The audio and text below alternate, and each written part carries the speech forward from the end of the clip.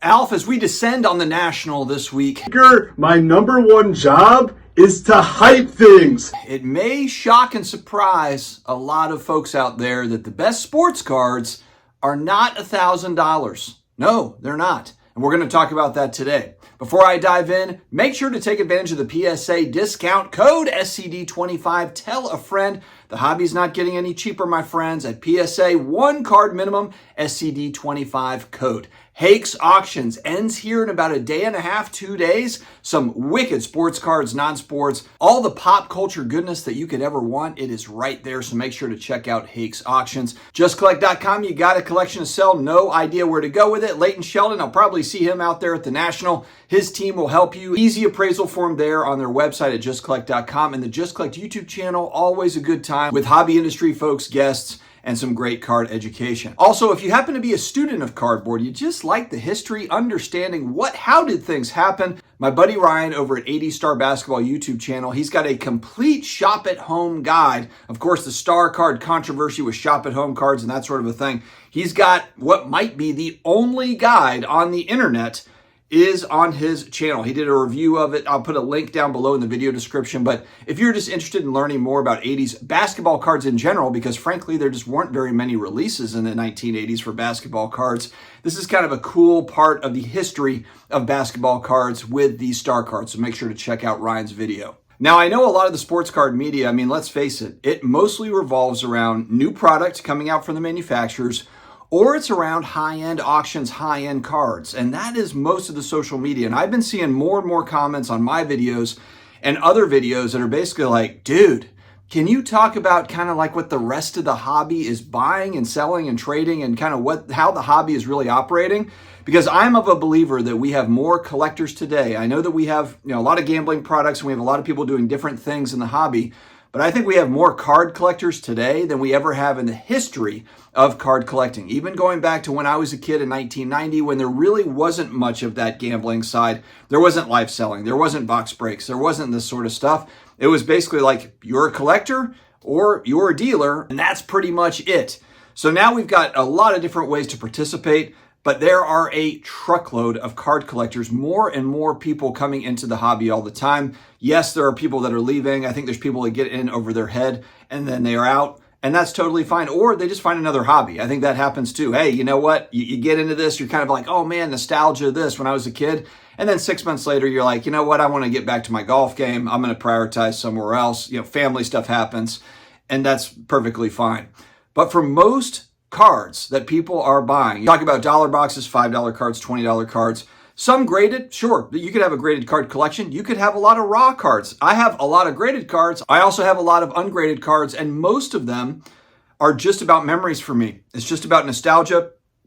I picked out some. We're going to show some cards today, and I'm going to show you kind of how I do this and my thought process around it. I did announce going back a couple months ago, I'm doing kind of a nostalgia binder where I'm taking cards really from my childhood. And this is the junk wax era, of course, where everything is worthless, right? Well, that's kind of nice in a sense, because that means that going out and buying a lot of these cards ungraded, it's inexpensive. And then if you want to go and buy PSA 10s for certain junk wax era cards and kind of build out a PSA 10 collection, sure, some of them can be a little pricey, but again, a lot of times just because there is volume there, you're able to get those at a decent price. This was a card that popped up, and a lot of people probably have no idea what this is. This is a card from 1990 that came from McDonald's. And it's so funny that how ingrained McDonald's has been in pop culture toys and also in trading cards over time. If you've always wanted to get your hands on Batman, drop into McDonald's, where Batman Returns is on a dramatic series of 32-ounce collector cups with fine, crispy bat disc lids straight from the movie. This is from 1990. It's kind of similar to the Sports Illustrated cards. It's got like the little cutout type thing. But McDonald's has been doing little toys. They, all the Pokemon stuff recently, and McDonald's has been going ballistic. They've always been kind of on top of this, collaborating, whether it be with sports athletes or with pop culture figures like Pokemon, and coming out with different toys and that sort of thing. I can remember, I'm old enough to remember the California Raisins. If you go back and we go really back in time, do we have the clip of the commercial, the California Raisins? I remember my buddies and I looking for this sort of stuff and be like, oh, I got the Jordan one. Everybody was always looking for Jordan, even back then in 1990 before he ever won anything. 1991 Impel cards. This is going back, and I just have these kind of loose laying around. This is the Wolverine card, but this is the type of card that would get 10-year-olds excited going back in time. And then you've got some of the villains, Kang. You've got Wolverine's claws. I don't know why this was a card that I thought was cool, but Death's Head was like a character back then, 91 Impel. And then, Dick Tracy cards. And you've got, over here, I've got a pack that's just been like sitting around. I bought this at a card show for a while. Ninja Turtle cards going back. These are the types of packs, and these are wax packs, which is kind of cool. Wax packs going back in time. You've got old 1990 Skybox, 91 Skybox, 1989 Pro Set. Remember these? Oh yeah, we're looking for Barry Sanders, we're looking for Troy Aikman, we're looking for Deion Sanders.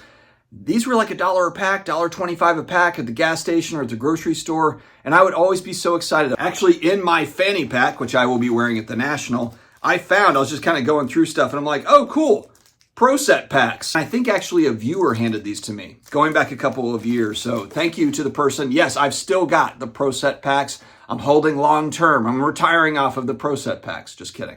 I've got some of these Ninja Turtle figures going back to 1988. This is Shredder.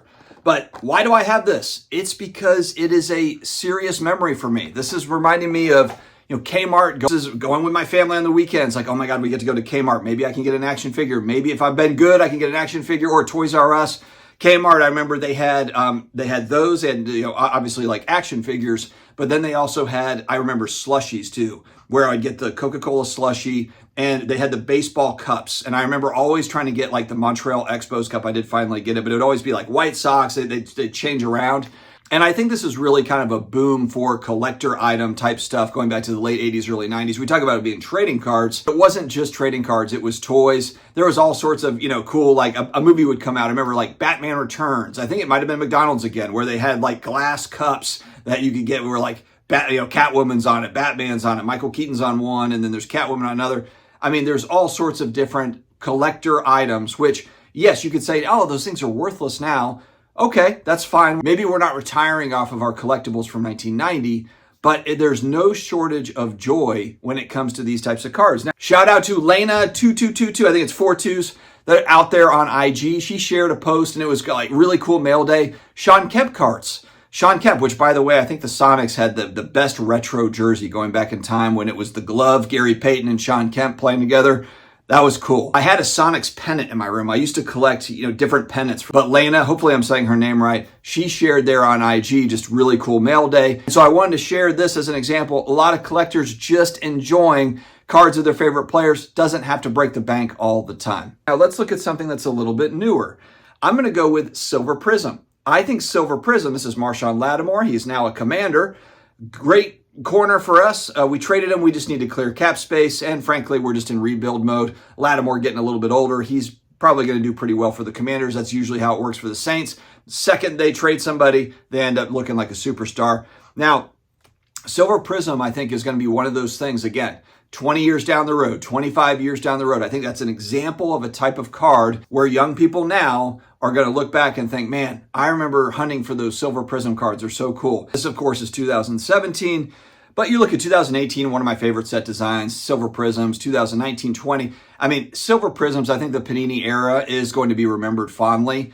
Even though they're going to lose the licenses, they're going to probably go on and do different things. Maybe they'll make some unlicensed cards for college athletes and that sort of a thing. That's what it looks like to be for Panini moving forward. It's going to be a lot of kind of college athletics and kind of the players that are coming up. Panini's probably going to have some amazing cards for those players. They're still going to be in the game for sure. But that 2012 to 2024, whatever kind of those last years are for Panini products, and specifically Silver Prism cards, because Prism really started out slow as a brand in 2012 as far as popularity, and then of course really gained steam over time. And that's going to be fun to watch. And again, I think that just from a collector standpoint, I'm not sitting here and saying that Silver Prisms are going to be the 52 tops manals of the hobby. Again, I'm going back to the fact that most people are not buying, 86 Fleer Jordans. They are buying, even it might be current players. People always say like, oh man, the cards for the current players, they're going to drop wildly in price. Well, here's the good news there is that if you're buying in the singles market, for really any player. There's so many cards made of each player. There's a zillion options for whatever player this is. People are like, oh, Wembanyama. Well, yeah, we don't necessarily have to buy like the one-of-one auto card for Wembanyama that might be six figures. You can also find Wembanyama cards that are, a few dollars, $5, $10, and he's one of the kind of those hot new prospects. Ohtani, probably the most popular player in all of Major League Baseball. He's going to go down as an all-time great if he retired tomorrow. He's got affordable cards, ungraded.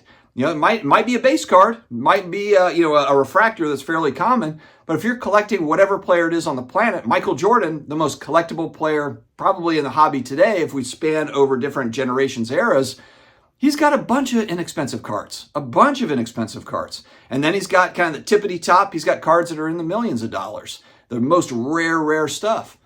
So I think that this is an opportunity as we head down to the largest card show on the planet, the Mecca. Of course, maybe we got some cards in our collection that are kind of store value, some high value stuff, but also take some time to really appreciate just the breadth of cardboard that we have over 100 plus years, regardless of whether we're talking about any sport or non-sports. Some great non-sports cards out there as well. So friends, it ain't just about all the new product coming out. It's not just about the high, the PMG or the 52 Topps Mantle PSA 10. We talk about these things. They're great. They're amazing. Some of the best cards. We don't always have to just focus in on the 0.0001% of the high-end, most expensive cards. There's a lot of great stuff out there, and it's inexpensive, a lot of it too. Friends, stay healthy, stay awesome. I will see you out at the National here in a couple of days.